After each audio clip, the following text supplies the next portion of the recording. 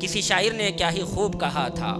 یہ فیضان نظر تھا یا مکتب کی کرامت تھی، یہ فیضان نظر تھا یا مکتب کی کرامت تھی، سکھائے کس نے اسماعیل کو آداب فرزندی۔ عزیزان ملت، یہاں پر توقف کیجئے، تھوڑا سا رک جائیے اور سوچوں کے گم میں چلے جائیے۔ اگر ہم اور آپ اس جگہ ہوتے اور وہاں پر اپنے بیٹے کی قربانی مقصود ہوتی تو کیا ہم اپنے بیٹے کو اپنے ہاتھوں سے ذبح کرنے کے لیے آگے بڑھتے؟ ہرگز آگے نہیں بڑھتے، مگر یہ ابراہیم علیہ السلام کی سیرت ہمیں بتاتی ہے، یہ ابراہیم علیہ السلام کے اخلاق و کردار ہیں۔ اللہ تعالیٰ کی ہر آزمائش میں کبھی بھی انہوں نے زبان سے چوں و چرا نہیں کیا، اللہ کی ہر آزمائش کو پورا کرنے کے لیے پیش پیش رہے، آگے بڑھے۔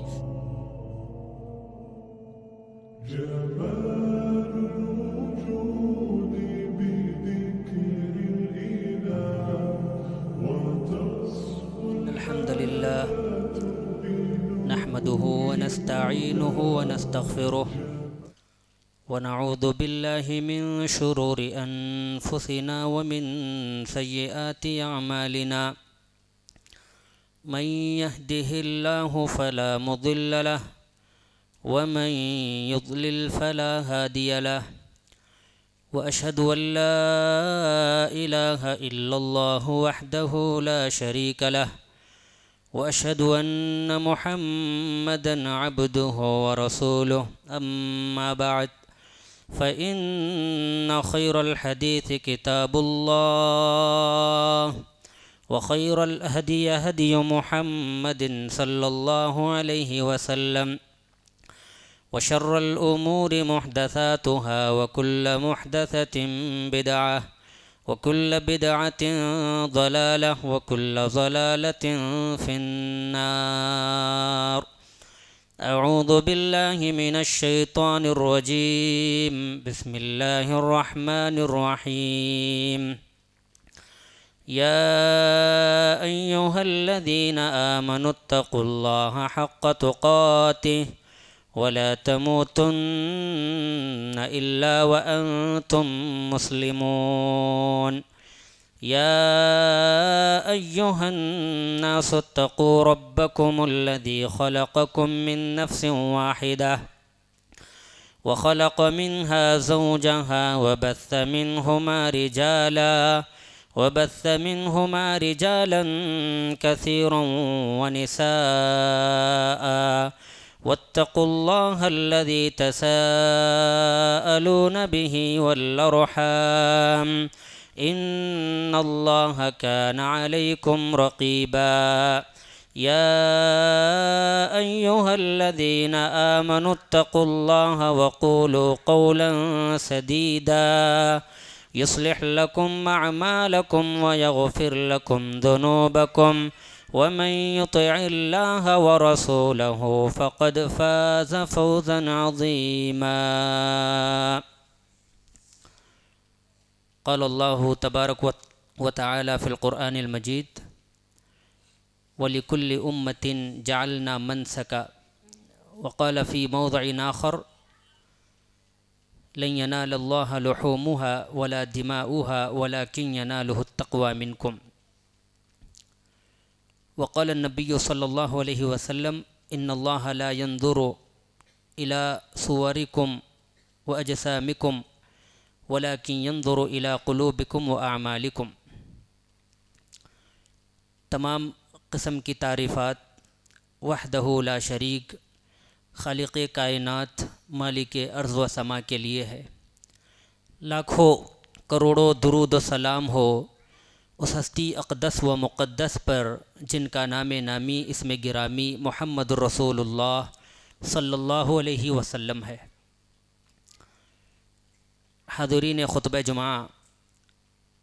خطبہ جمعہ کی مناسبت سے جس عنوان کا انتخاب کیا گیا ہے وہ ہے سیرت ابراہیم اور قربانی کا پیغام۔ محترم حضرات، روئے زمین کی سب سے پہلی قربانی حضرت آدم علیہ السلام کے دو بیٹے حابیل اور قابیل نے دی تھی۔ موجودہ قربانی کی تاریخ حضرت ابراہیم علیہ السلام اور ان کے بیٹے اسماعیل علیہ السلام سے شروع ہوتی ہے۔ ابراہیم علیہ السلام کی پوری زندگی آزمائشوں کی زندگی رہی۔ ابراہیم علیہ السلام کی پوری زندگی ابتلا، امتحان کی زندگی رہی، اور اللہ رب العالمین کی ہر آزمائش میں ابراہیم علیہ السلام کامیاب رہے۔ چاہے وہ باپ کا اپنے بیٹے کو گھر سے باہر نکالنا ہو،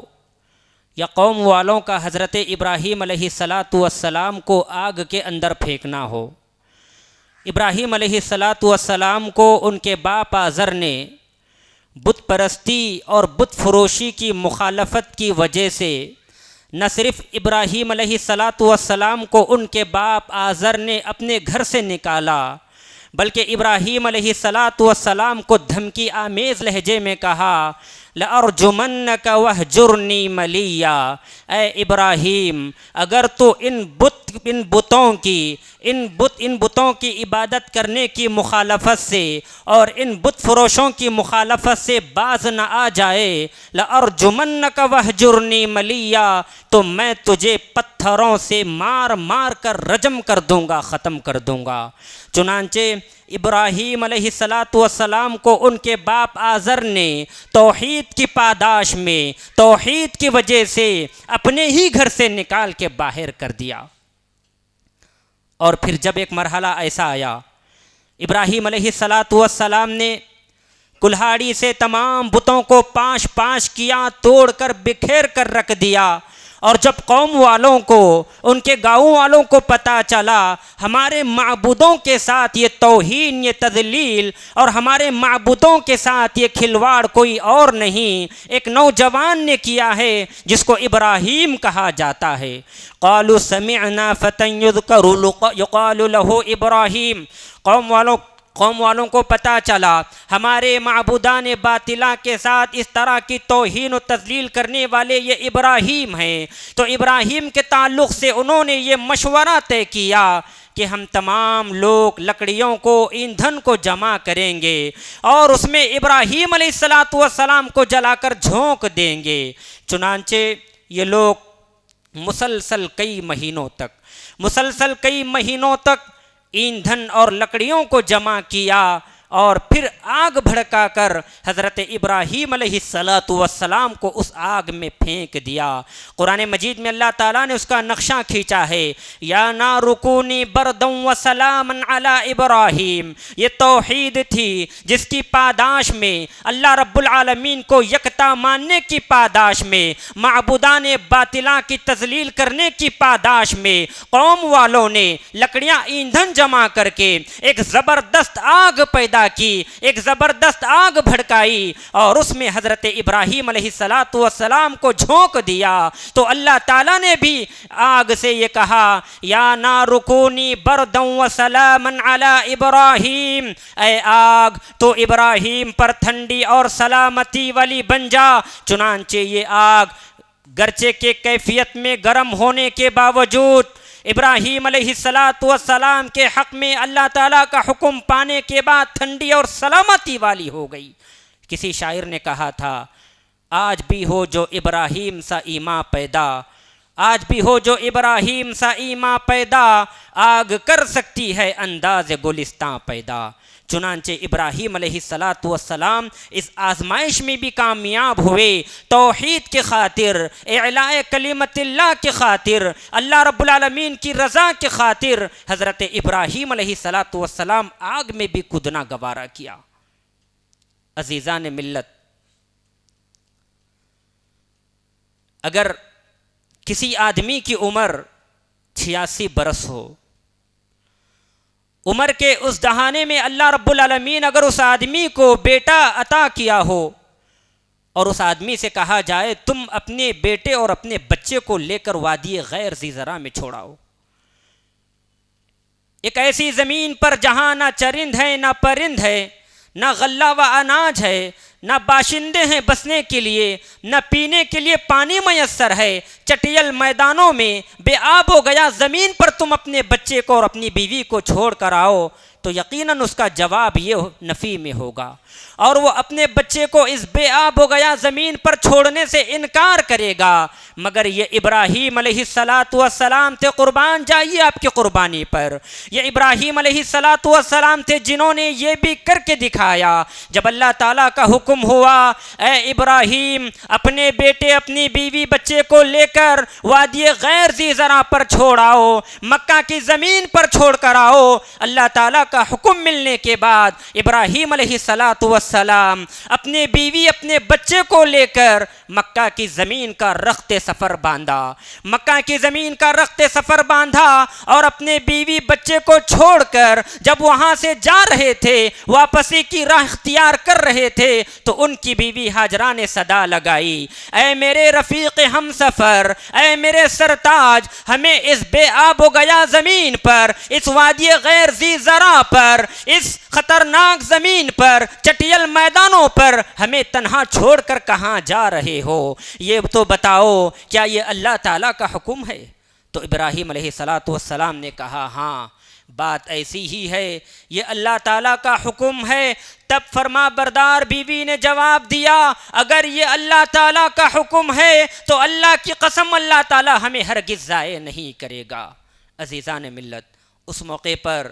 ابراہیم علیہ السلام نے اپنے بیوی اور بچے کے حق میں اللہ تعالیٰ سے ایک دعا فرمائی تھی، جس دعا کو اللہ تعالیٰ نے قبول کیا۔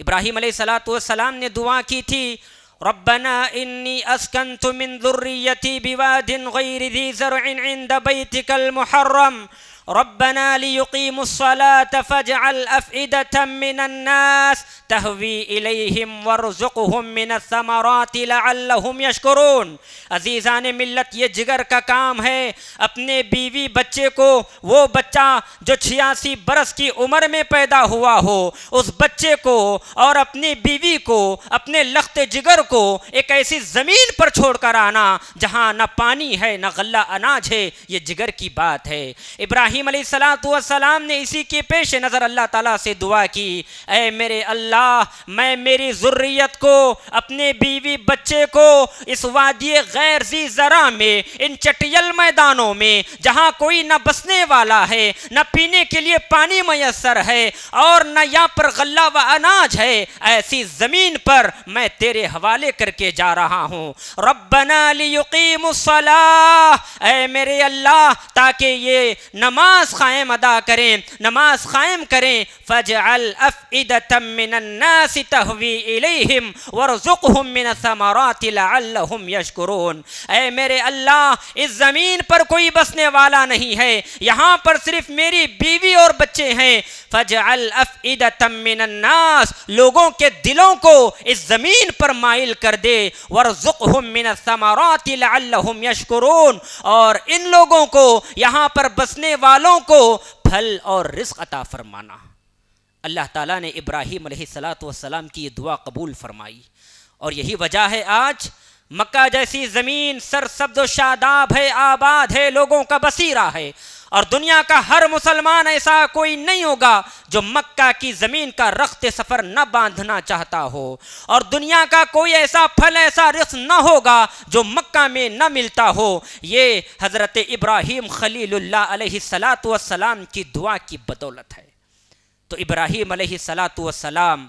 اللہ تعالیٰ کی اس آزمائش میں بھی کامیاب ہو گئے۔ اللہ رب العالمین کا حکم پا کر چوں و چرا نہیں کیا، حکم الہی آ پہنچا، اپنے بیوی بچے کو لے کر بے آب و گیا زمین پر، چٹیل میدانوں میں، وادی غیر ذی زرع میں چھوڑ کر اللہ سے دعا کر کے چلے گئے۔ اور جب یہی بچہ کچھ بڑا ہو کر چلنے پھرنے کے لائق ہوا، یہ بچہ کچھ بڑا ہو کر چلنے پھرنے کے لائق ہوا، تو ابراہیم علیہ السلام کو ایک اور آزمائش سے گزرنا پڑا۔ ابراہیم علیہ السلام کو ایک اور آزمائش سے گزرنا پڑا۔ حضرت ابراہیم علیہ السلام نے خواب میں دیکھا وہ اپنے بیٹے کو چھری کے ذریعے سے اپنے ہی ہاتھوں سے ذبح کر رہے ہیں۔ چونکہ انبیاء کے خواب سچے ہوا کرتے ہیں۔ جب یہ خواب حضرت ابراہیم علیہ السلام کو آیا تو ابراہیم علیہ السلام اپنے بیٹے کے پاس آئے اور ادباً کہنے لگے یا بنی انی اری فی المنام انی اذبحک فانظر ماذا تری، اے میرے پیارے بیٹے میں نے خواب میں دیکھا میں چھری کے ذریعے سے تمہیں ذبح کر رہا ہوں، فانظر ماذا تری، یہ اللہ تعالیٰ کا حکم ہے، یہ وحی الہی ہے جو میں نے خواب میں دیکھا ہے۔ میرے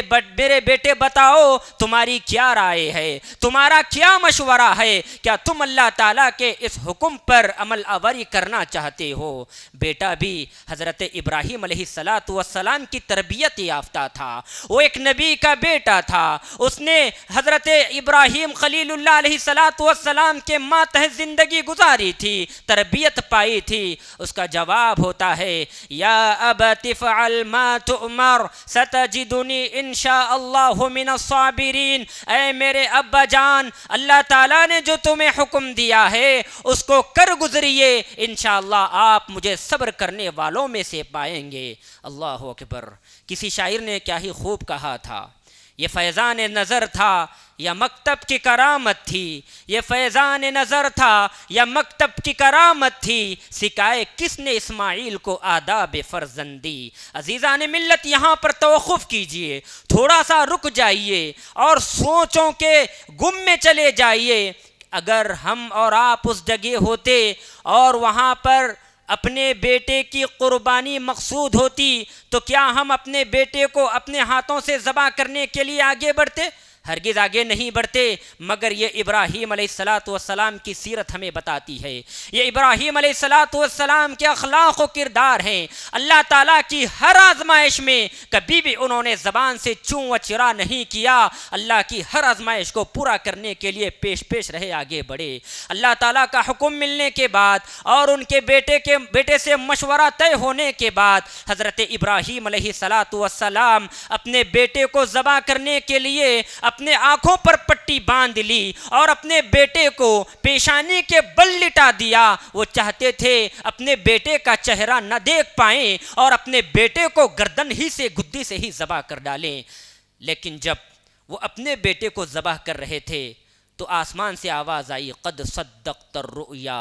اے ابراہیم یہ ایک خواب تھا، یہ ایک آزمائش تھی، یہ ایک ابتلاء، ایک امتحان تھا جس میں تم کامیاب ہو گئے ہو۔ اللہ رب العالمین کو تمہارا تقوی اور تمہارا آزمائش میں پورا اترنا درکار تھا، اس آزمائش میں تم کامیاب ہو گئے ہو۔ اسماعیل کو ذبح کرنے کی ضرورت نہیں ہے، یہ لیو فدیہ بطور ذبیحہ، اس ذبیحہ کو تم قربان کر دو۔ لہذا یہ وہ قربانی ہے جس کو حضرت ابراہیم علیہ السلام نے اس موقع پر قربانی دی تھی، یہی وہ قربانی ہے جس کو دنیا والوں کے لیے یادگار بنایا گیا، اور یہی وہ قربانی ہے جسے امت محمدیہ میں بھی زندہ رکھا گیا، جاری رکھا گیا، اور جس کی مشروعیت کے بارے میں قرآن مجید میں اللہ تعالیٰ نے فرمایا فَصَلِّ لِرَبِّكَ وَانْحَرْ۔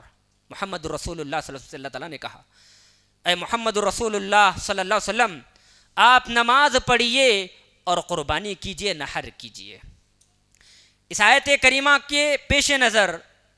بہت سارے علماء، اگر میں کہوں اپنی جانب سے فتویٰ تو بہت بڑا بوال کھڑا ہو جائے گا، بہت سارے مسائل کھڑے ہو جائیں گے۔ اس آیت کریمہ کے پیش نظر سعودی عربیہ کے بہت سارے علماء کرام اس بات کا فتویٰ دیے ہیں جو انسان بے نمازی ہے، نمازوں کا اہتمام نہیں کرتا، نمازوں کو ادا نہیں کرتا، اگر ایسا انسان بے نمازی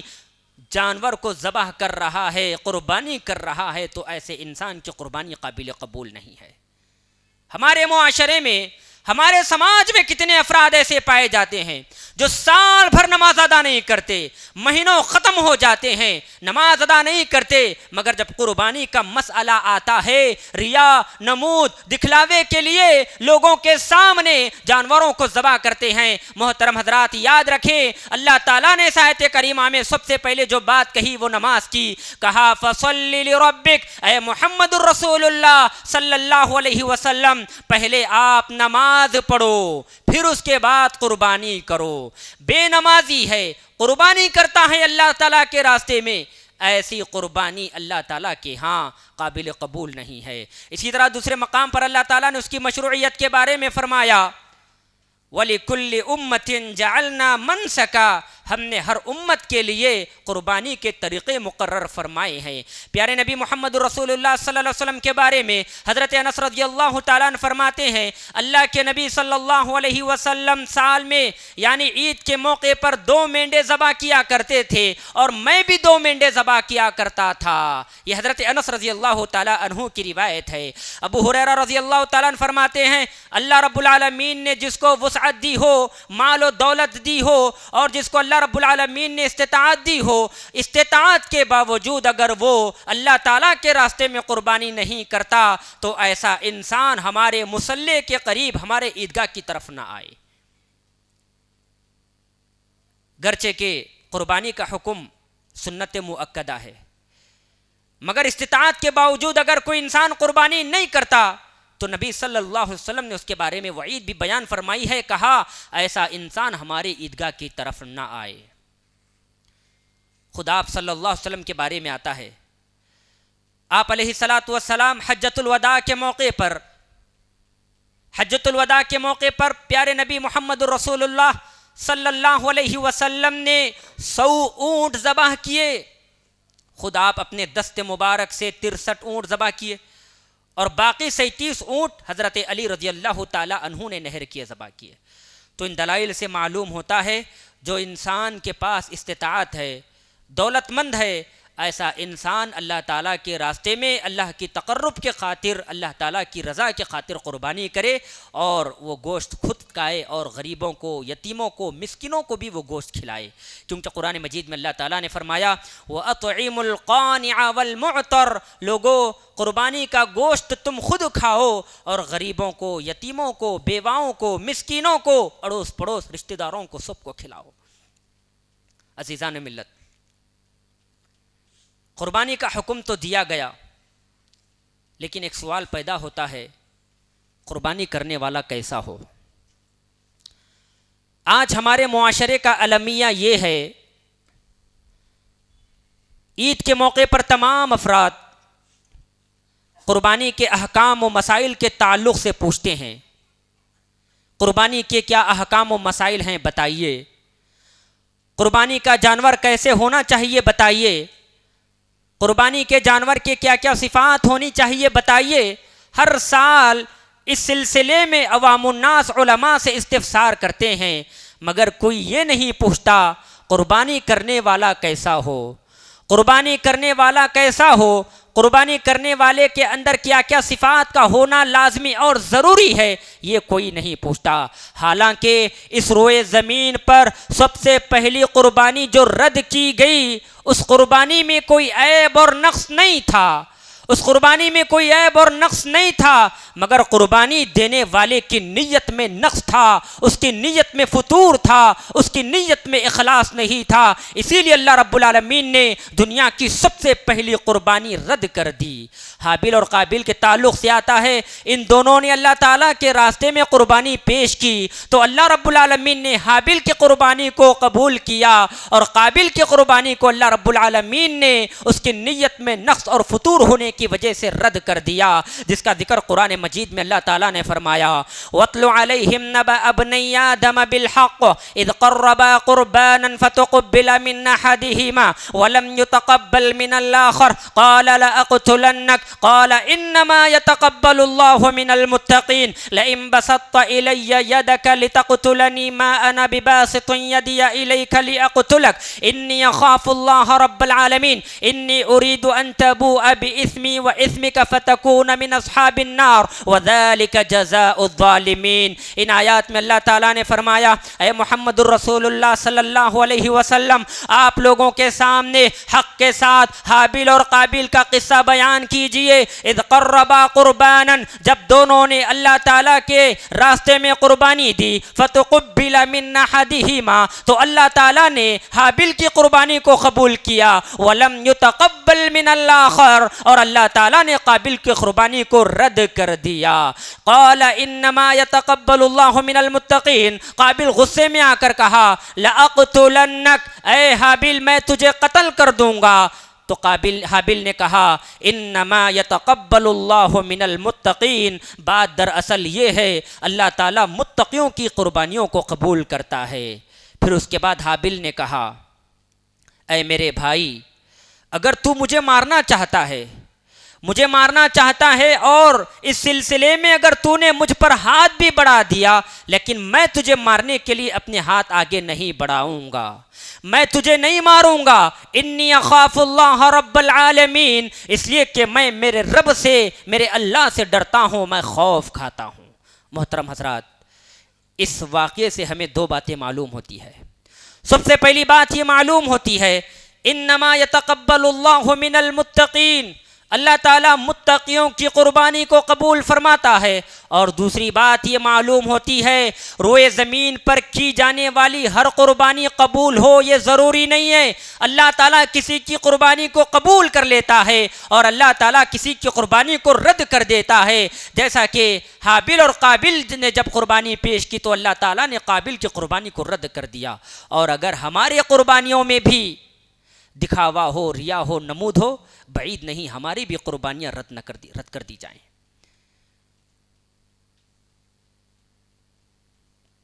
قربانی کے قبول ہونے کے سلسلے میں دو چیزوں کا ہونا لازمی اور ضروری ہے، اور یہ دونوں چیزیں ہر انسان کو اپنے ذہن میں نقش کر لینا چاہیے،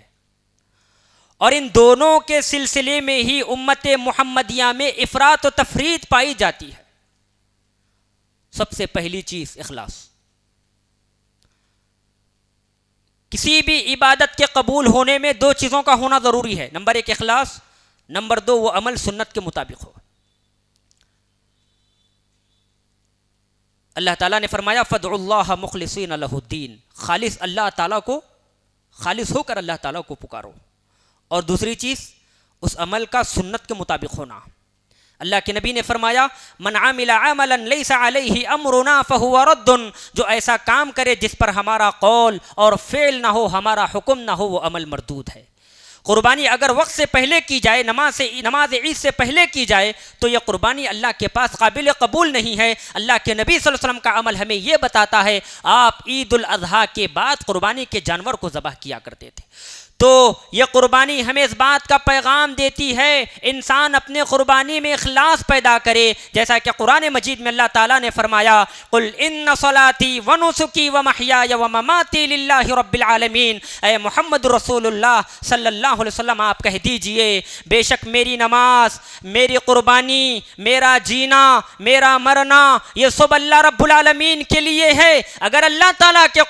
کے لیے قربانی نہ ہو تو یہ قربانی اللہ کے پاس قابل قبول نہیں ہے۔ اور پیارے نبی محمد رسول اللہ صلی اللہ علیہ وسلم نے فرمایا ان اللہ یقبل من العمل الا ما کان له خالصا، اللہ تعالیٰ اس عمل کو ہی قبول کرتا ہے جس عمل میں اخلاص ہو، جو عمل اللہ تعالیٰ کی رضا کے لیے، جو عمل اللہ تعالیٰ کے تقرب کے لیے کیا جاتا ہو، وہی اللہ تعالیٰ کے پاس عمل قابل قبول ہے۔ اگر عمل میں اخلاص نہ ہو تو وہ عمل اللہ کے پاس قابل قبول نہیں ہے۔ آج افسوس کا مقام ہے، آج دیکھا جاتا ہے آج ہم لوگوں نے قربانی کو اپنے رتبے کا ذریعہ، اپنے مقام و مرتبے کا ذریعہ، اپنا اسٹیٹس کا ذریعہ بنا لیا ہے۔ مہنگے سے مہنگا جانور خرید کر لوگوں کے درمیان داد تحصیل حاصل کرنے کی کوشش کرتے ہیں، بڑے سے بڑا فربا موٹا جانور خرید کر لوگوں کی تعریفیں بٹورنے کی کوشش کرتے ہیں۔ اور بہت سارے افراد تو ہمارے معاشرے میں ایسے پائے جاتے ہیں جو اچھے قربانی کے جانور تو خرید لیتے ہیں اور ساتھ میں ان کے ویڈیو اور ان کے تصاویر لے کر یوٹیوب چینل پر اور فیس بک پر شیئر کر کے کمنٹ حاصل کرنا چاہتے ہیں۔ اور بعض حضرات ایسے بھی ہیں جو جانوروں کی تصاویر لے کر واٹس ایپ اسٹیٹس پر لگاتے ہیں۔ محترم حضرات یاد رکھیں یہ ریا ہے، یہ اخلاص کے منافی ہے، یہ نمود ہے۔ اگر ہماری قربانی میں اخلاص نہ ہو، اللہ رب العالمین کی رضا نہ ہو، اللہ کا تقرب نہ ہو، ہماری قربانیوں میں لوگوں کو دکھانا ہو، ریا نمود ہو، یاد رکھیں ایسی قربانی اللہ کے پاس قابل قبول نہیں ہے۔ اور اس ریا کی وجہ سے اللہ کے نبی صلی اللہ علیہ وسلم نے فرمایا ان اخوف ما اخاف علیکم الشرک الاصغر قالوا وَمَا الشِّرْكُ الْأَصْغَرُ یا رسول اللہ قال رسول اللہ صلی اللہ علیہ وسلم الرِّیَاء۔ اللہ کے نبی نے کہا اے میرے صحابہ میں تم پر سب سے زیادہ شرک اصغر کے بارے میں ڈرتا ہوں۔ صحابہ اکرام نے فرمایا اے اللہ کے نبی شرک اصغر کیا ہوتا ہے؟ تو اللہ کے نبی نے فرمایا ریا، دکھلاوا، نمود، یہ شرک اصغر ہے۔ تو جس عمل میں بھی شرک اصغر پیدا ہو جائے، جس عمل میں بھی ریا پیدا ہو جائے، جس عمل میں نمود پیدا ہو جائے، جس عمل میں دکھلاوا پیدا ہو جائے، جس عمل میں اخلاص نہ ہو، یاد رکھیں آپ ایک نہیں 1,00,000 قربانی، 2,00,000 قربانی بھی اللہ تعالیٰ کے راستے میں قربان کر دیں، ان کو ذبح کریں، ان کا کوئی بھی اجر و ثواب آپ کو حاصل ہونے والا نہیں ہے اگر اس عمل میں اخلاص نہ ہو۔ حدیث مبارکہ میں آتا ہے کل قیامت کے دن ایک شہید کو لایا جائے گا،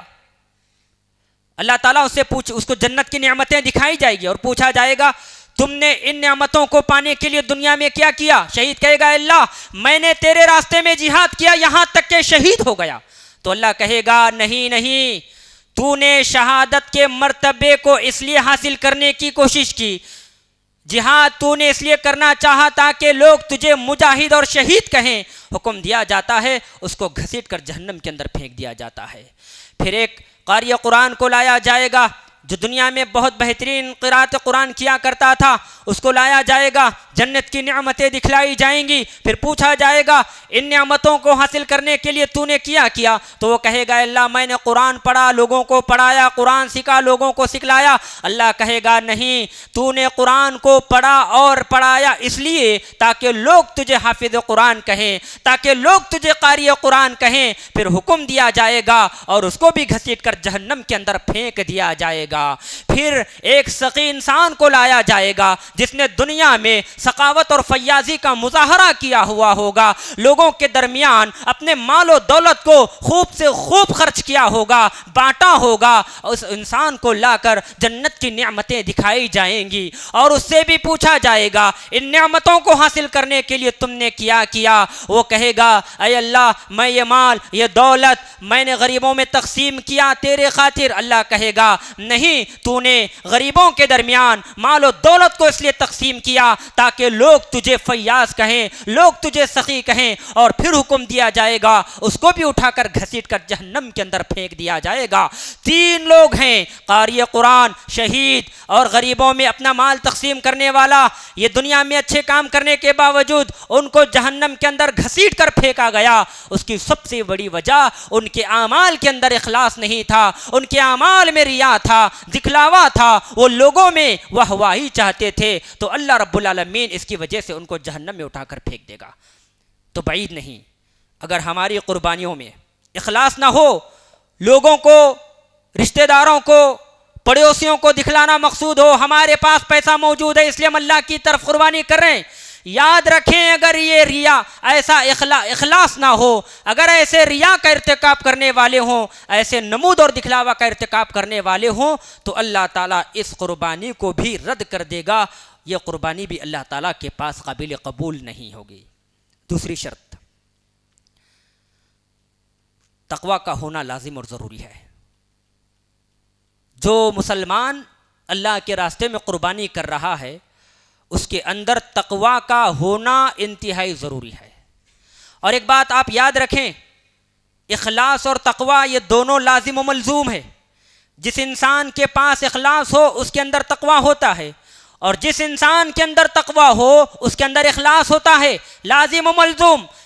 اگر کسی کے پاس ایک ہے تو دوسری چیز بھی موجود ہوگی۔ تو یہ تقوی انتہائی ضروری ہے۔ قرآن مجید میں اللہ تعالیٰ نے فرمایا لن ینال اللہ لحومها ولا دماؤها ولکن ینالہ التقوی منکم۔ لوگو تم جب قربانی کرتے ہو تو قربانی کا خون، قربانی کا چمڑا، قربانی کی ہڈیاں، قربانی کا گوشت اللہ تعالیٰ کو نہیں پہنچتا، ولکن ینالہ التقوی منکم، اللہ تعالیٰ تو تمہاری پرہیزگاری اور تمہارا تقوی چاہتا ہے۔ یہ قربانی حقیقت میں اللہ رب العالمین کو تقوی اور پرہیزگاری درکار ہے۔ اور پیارے نبی محمد رسول اللہ صلی اللہ علیہ وسلم نے فرمایا لوگو ان اللہ لا ينظر الى صورکم واجسامکم ولکن ينظر الى قلوبکم واعمالکم۔ لوگو اللہ تعالیٰ تمہارے مال و دولت کو نہیں دیکھتا، اللہ تعالیٰ تمہارے چہروں کو، تمہارے جسموں کو نہیں دیکھتا، اللہ تعالیٰ تمہاری شان و شوکت کو نہیں دیکھتا، اللہ تعالیٰ تمہارے مقام و مرتبے کو نہیں دیکھتا،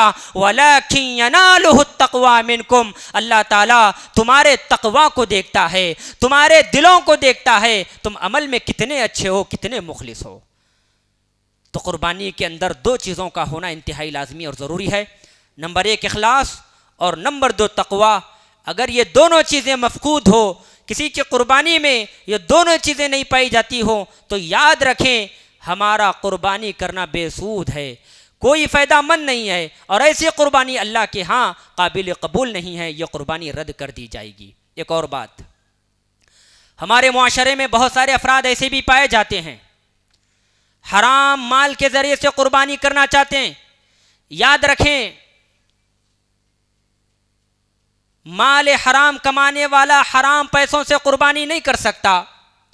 جوا کھیلنے والا جوؤں کے پیسوں سے قربانی نہیں کر سکتا، شراب کا کاروبار کرنے والا شراب کے کاروبار کے پیسوں سے قربانی نہیں کر سکتا، ڈاکہ ڈالنے والا ڈاکے کے پیسوں سے قربانی نہیں کر سکتا، لوگوں کو لوٹنے والا کھسوٹنے والا ان پیسوں سے قربانی نہیں کر سکتا، چوری کرنے والا چوری کے پیسوں سے قربانی نہیں کر سکتا، گانوں اور فحش کاموں کے ذریعے سے پیسہ کمانے والا ان پیسوں سے قربانی نہیں کر سکتا، کیونکہ پیارے نبی محمد الرسول اللہ صلی اللہ علیہ وسلم نے فرمایا ان اللہ طیب لا یقبل الا طیبا، اللہ تعالیٰ پاک ہے اور اللہ تعالیٰ پاک چیزوں کو قبول فرماتا ہے۔ جو انسان شراب کے ذریعے سے پیسہ کمایا ہو، جو انسان چوری کے ذریعے سے پیسہ کمایا ہو، جو انسان ڈاکہ ڈال کر پیسہ کمایا ہو، جو انسان لوگوں سے ظلمن پیسہ کھا کر پیسہ کمایا ہو، جو انسان جوؤں کے ذریعے سے پیسہ کمایا ہو، یہ پیسے حرام کے پیسے ہیں، یہ مال حرام کا مال ہے، اور اس حرام مال کی اگر قربانی دی جائے تو اللہ تعالیٰ ان کی قربانیوں کو قبول نہیں فرماتا۔ محترم حضرات، یہ چند باتیں قربانی کے پیش نظر تھی۔ اللہ تعالیٰ سے دعا ہے اللہ تعالیٰ ہم تمام کو ہم نے جو بھی باتیں قرآن و حدیث کی روشنی میں سنی ہے ان پر عمل کرنے کی توفیق عطا فرما۔ آمین وآخر دعوانا ان الحمد للہ رب العالمین۔